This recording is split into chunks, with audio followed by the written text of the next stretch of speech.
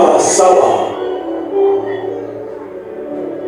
ambayo Kristo anashurutishwa ili aweze kupitia pale. Tende kwa ngazi ya juu ili watu waweze kunielewa. Niko kwa ngazi ya chini sana.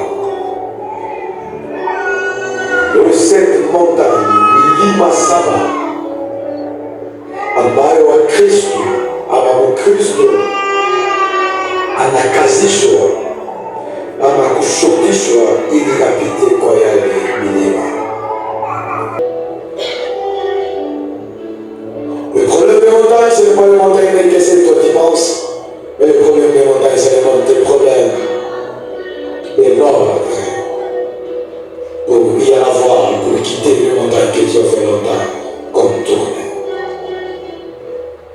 Montagne, c'est un lieu plus élevé.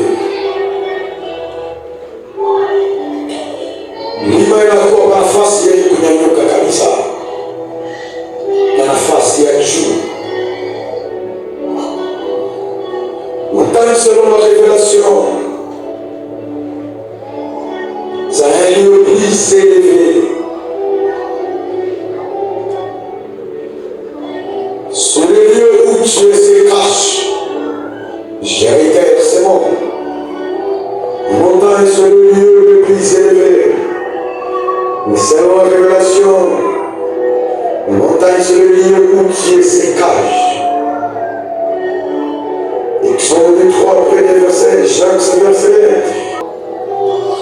La montagne, c'est le lieu très élevé. Et quand on lit la parole, je veux que les gens soient concentrés, soient à l'église. Je me dis, quelqu'un, si Dieu, il est le Dieu, il n'est pas comme les autres. Mais David nous révèle que sa demeure est plus haut et au-dessus de toutes les choses.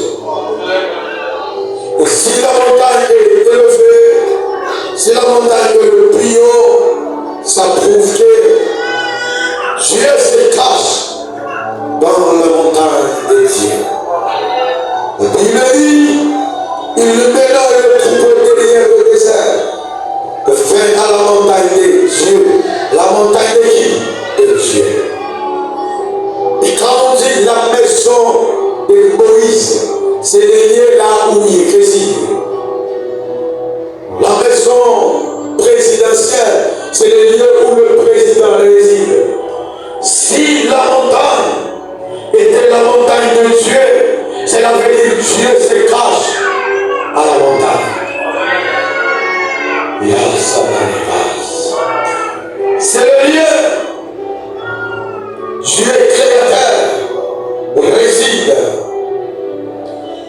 C'est le lieu d'adoration.